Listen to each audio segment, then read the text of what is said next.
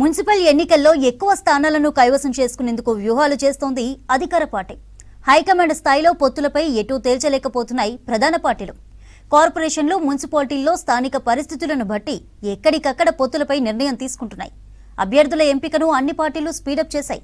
అధికార పార్టీ తరపున రంగంలోకి దిగిన ఇన్ఛార్జ్ మంత్రులు కార్పొరేషన్లు, మున్సిపాలిటీల అభ్యర్థుల తుది జాబితాలను సిద్ధం చేసే పనిలో బిజీ అయ్యారు.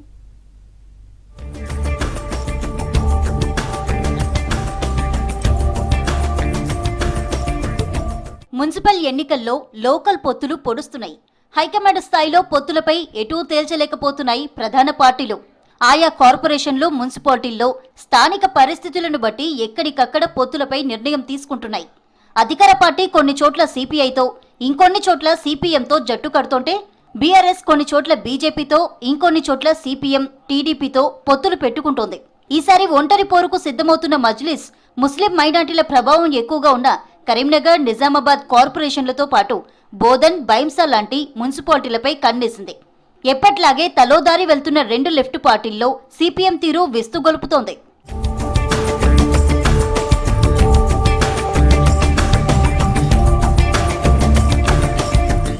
ఈ పార్టీ కొన్ని చోట్ల కాంగ్రెస్ తో, ఇంకొన్ని చోట్ల బీఆర్ఎస్ తో జత కడుతోంది. మరోవైపు టీడీపీ అంటే ఇంతెత్తున లేచే బీఆర్ఎస్ పార్టీ భద్రాద్రి కొత్తగూడెం జిల్లాలో పలు చోట్ల బాబు పార్టీతో పొత్తుకు వెంపర్లాడుతోంది. నామినేషన్లు మొదలు కావడంతో అభ్యర్థుల ఎంపికను అన్ని పార్టీలు స్పీడప్ చేశాయి. అధికార పార్టీ తరపున రంగంలోకి దిగిన ఇన్ఛార్జి మంత్రులు కార్పొరేషన్లు, మున్సిపాలిటీల అభ్యర్థుల తుది జాబితాను సిద్ధం చేసే పనిలో తలమునకలయ్యారు. వచ్చే నెల 2న సీఎం విదేశీ పర్యటన ముగించుకుని రానుండగా అదే రోజు సాయంత్రం బీఫామ్లు ఇచ్చేందుకు రెడీ అవుతున్నారు.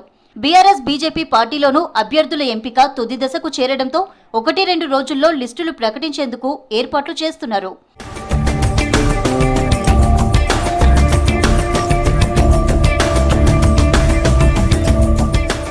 మున్సిపల్ ఎన్నికల్లో వీలైనన్ని ఎక్కువ సీట్లను గెలిచేందుకు కసరత్తు చేస్తున్న బీఆర్ఎస్ వర్కింగ్ ప్రెసిడెంట్ కేటీఆర్ ఇప్పటికే మున్సిపాలిటీలు, కార్పొరేషన్ల వారీగా ఇన్ఛార్జీలను నియమించారు.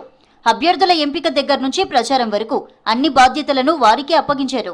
ఎన్నికలకు ఇప్పటికే షెడ్యూల్ విడుదల కావడం, నామినేషన్ల ప్రక్రియ ముగియడంతో అభ్యర్థుల ఎంపికను స్పీడప్ చేశారు. అభ్యర్థుల ఎంపిక, ప్రచార సరళిపై పర్యవేక్షణ కోసం తెలంగాణ భవన్లో ప్రత్యేకంగా మానిటరింగ్ సెల్ ఏర్పాటు చేశారు. ప్రచారానికి తక్కువ సమయం ఉండడంతో బహిరంగ సభ లాంటి కార్యక్రమాలకు దూరంగా ఉండాలని పార్టీ పెద్దలు భావిస్తున్నారు. కొన్ని ముఖ్యమైన చోట్ల కేటీఆర్, హరీష్ రావు ప్రచారం నిర్వహించే అవకాశాలున్నాయని తెలుస్తోంది.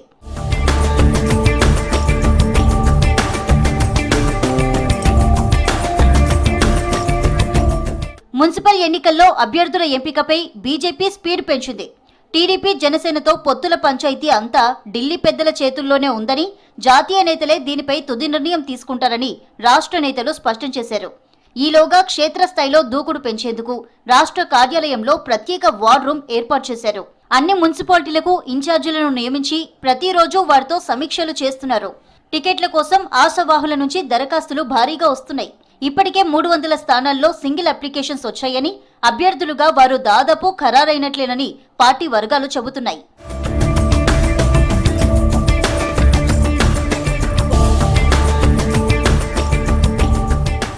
ఇక ముస్లిం మైనార్టీల జనాభా ఎక్కువగా ఉన్న నిజామాబాద్, కరీంనగర్, బైంసా, బోధన్ లాంటి కార్పొరేషన్లు, మున్సిపాలిటీలను ఎంఐఎం టార్గెట్ చేసింది. ఆయా చోట్ల ఎలాగైనా మేయర్, మున్సిపల్ చైర్పర్సన్ పదవులను దక్కించుకోవాలనే లక్ష్యంతో ముందుకు వెళ్తోంది. ఒంటరిగా పోటీ చేసి గెలిచే స్థానాలను బట్టి మేయర్, మున్సిపల్ చైర్పర్సన్ లేదంటే deputy mayor, municipal vice chairperson లాంటి పదవుల కోసం డిమాండ్ చేసి సాధించుకోవాలని భావిస్తున్నట్లు తెలిసింది.